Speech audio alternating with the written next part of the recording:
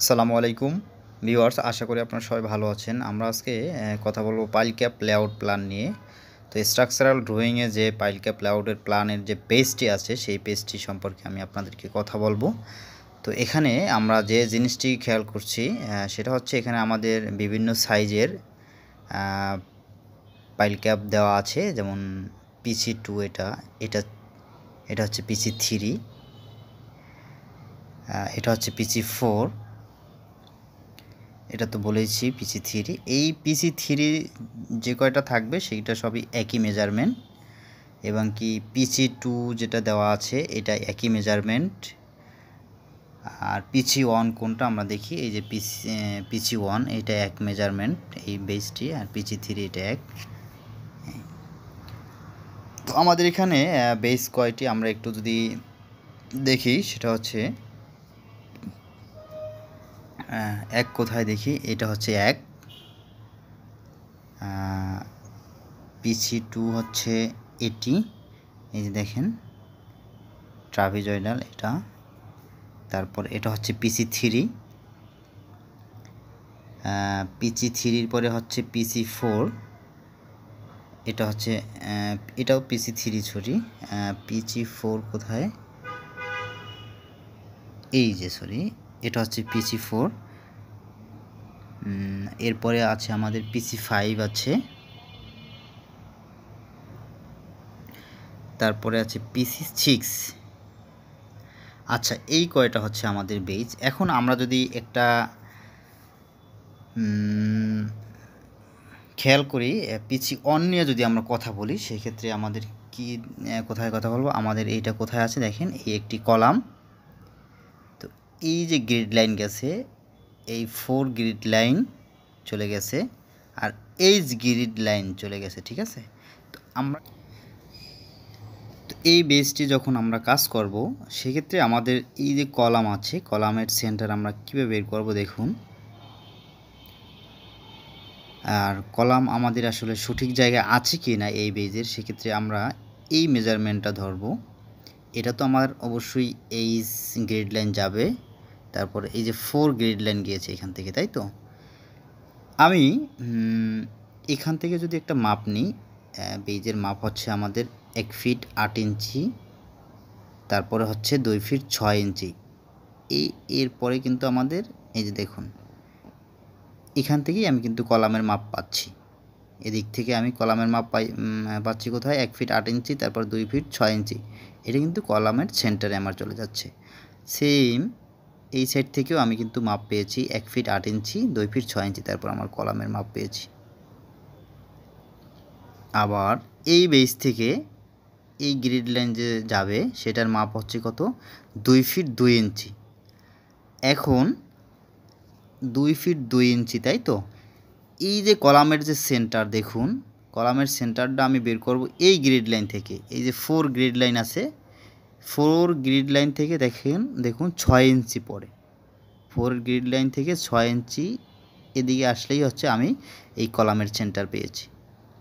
তো এভাবে আমরা কলামের সেন্টার বের করে নেব, এবং কলামের যে মাপটা আছে, আসলে কলাম যেখানে বসবে অ্যাকচুয়ালি সেই জায়গায় বসেছে কি না এটা আমরা দেখে নেব। এরপরে যদি আমরা এটা সেম এইটার মতোই, আমরা যদি একটু ট্রাপিজয়েডালটা দেখি, দেখুন ট্রাপিজয়েডালটা আমাদের এইচ গ্রিড লাইন এবং অন গ্রিড লাইন। এখন আমি এই বেজের মানে এই কলামের সেন্টার বের করব, যে আসলে আমার সেন্টার ঠিক আছে কিনা। এই বেজ থেকে আমি যদি বের করি, সেক্ষেত্রে কত আছে, 1 ফিট 8 ইঞ্চি, 2 ফিট 6 ইঞ্চি। এখান থেকে গেলে আমি এই এইচ গ্রিড লাইন পাবো, তাই তো। আর গ্রিড লাইন থেকে গেলেই আমি এই কলাম পাবো। তারপরে যে এই যে অন গ্রিড লাইন আছে, এই অন গ্রিড লাইন আমি কিন্তু অবশ্যই বেজে তখন সুতা টানিয়ে নেব, যখন আমরা আমাদের রড প্লেসমেন্ট হয়ে যাবে, তখন আমরা যখন চেকে যাব। এরপরে এই থেকে এই গ্রিড লাইন থেকে 6 ইঞ্চি পরে হচ্ছে আমাদের কলামের সেন্টার। আপনারা যদি আরও একটা মাপ আছে দেখুন, এই মাপগুলোও চেক দেবেন। এই পাইল থেকে আমার এই গ্রিড লাইনের মাপ আছে 5 ফিট হাফ ইঞ্চি। এই জিনিসগুলো দেখবেন, প্রত্যেকটা মেজারমেন্ট অবশ্যই করে করে দেখবেন যাতে ভুল না হয়। এই সেম এইভাবে সবগুলো আমাদের একই সিস্টেমে আমাদের এই কলামের সেন্টার আমরা চেক করে নেব যাতে আমাদের কলাম বসানো ভুল না হয়। প্রত্যেকটা জায়গায় কিন্তু এভাবে দেখুন, এই দেখুন একটা মেজারমেন্ট আছে 1 ফিট 8, 2 ফিট 6, তারপরে এই যে গ্রিড লাইন থেকে 2 ফিট 6 আমাদের কলামের সেন্টার। এই মাপগুলো অবশ্যই দেখে নেবেন প্রজেক্টে যারা দায়িত্বরত আছেন। জি গ্রিড লাইনে আমাদের এই একটি বেজ আছে, এটা হচ্ছে 4টি পাইল নিয়ে একটি বেজ। আর এই গ্রিড লাইনে এফ গ্রিড লাইনে আমাদের একটি বেজ আছে, এটা হচ্ছে 6টি পাইল নিয়ে একটি বেজ, এখানে 2টি কলাম আছে। আর সবচেয়ে বড় যে বেজটি হয়েছে সেটা হচ্ছে এটা, এখানে লিফট আছে। দেখুন আপনারা কয়টি এখানে পাইল, 1টি 2টি 3টি 4টি 5টি 6টি 7 8 9, তো 9টি পাইল নিয়ে একটি বেস। এখানে শেয়ার ওয়াল হবে, এখানে 4টি কলাম দেওয়া আছে, যদি ওরা শেয়ার ওয়াল দেয়নি, শেয়ার ওয়াল হবে না, কলাম হবে লিফটের এখানে।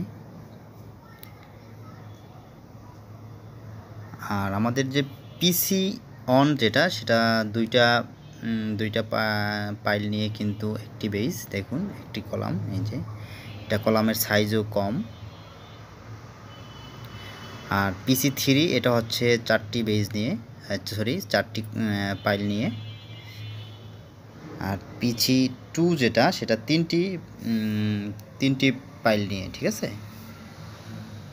এই ড্রয়িংয়ের ভিতরে আমরা আরেকটি জিনিস খেয়াল করতে পারছি, সেটা হচ্ছে আন্ডারগ্রাউন্ড ওয়াটার রিজার্ভার ট্যাঙ্ক। এটার মেজারমেন্ট আছে আমাদের এখানে দেওয়া আছে 8 ফিট আর 8 ফিট আর 20 ফিট ক্লিয়ার, অনেক বড় রিজার্ভ ট্যাঙ্কি। তো যারা জুনিয়র ইঞ্জিনিয়ার আছেন, প্রজেক্টে সাইড ইঞ্জিনিয়ার হিসেবে আছেন, নতুন জয়েন করেছেন, আপনারা আশা করি এই জিনিসগুলো দেখে সহজেই বুঝতে পারবেন যে আসলে কয়টা পাইল নিয়ে একটি বেজ আছে এখানে। এই ড্রয়িংয়ে এটা দিয়ে কি বোঝানো হয়েছে, এইগুলো সব গ্রিড লাইন। এই যে আমার এই সি ডি ই এফ এগুলো গ্রিড লাইন। আর এই দিকে কিন্তু হচ্ছে 4 3 2 1, এগুলো সব গ্রিড লাইন। তো এক একটা গ্রিড লাইন থেকে কিন্তু আমাদের এই বেজ চলে গেছে। আর যে জিনিসটি আপনি যারা নতুন তারা যখন কাজ শুরু করবেন, সেক্ষেত্রে আপনারা এই যে কয়টি পাইল নিয়ে একটি বেজ, এই জিনিসগুলো একটু দেখলেই স্টাডি করলেই বুঝতে পারবেন। পরবর্তীতে আমি আপনাদেরকে এই যে 2টি পাইল একটি বেজ, তাই না, পিসি অন, এইটার রড প্লেসমেন্ট নিয়ে আপনাদের সাথে কথা বলবো। স্ট্রাকচারাল ড্রয়িং এটার কেমন, কি রড ব্যবহার করা হয়েছে এখানে এই বেজে, সেই ব্যাপারে আমি আপনাদের সাথে কথা বলবো। তো ভিউয়ার্স, আশা করি আপনারা বুঝতে পেরেছেন পাইল ক্যাপ লেআউট প্ল্যান কীভাবে রিড করবেন, দেখে কীভাবে বুঝতে পারবেন যে কয়টা পাইল, এখানে কয়টা কলাম নিয়ে একটি বেজ, এই সব ব্যাপারে কিন্তু আপনারা আশা করি এখন বুঝতে পেরেছেন। তো ভিউয়ার্স, অনেকক্ষণ কথা বললাম, যদি কোথাও কোনো ভুল হয়ে থাকে আপনারা কমেন্টসে আমাদেরকে জানাবেন। আর পরবর্তীতে আমরা এই পাইল ক্যাপের স্ট্রাকচারাল ড্রয়িং আপনাদেরকে দেখাবো, কোথায় কী রড প্লেস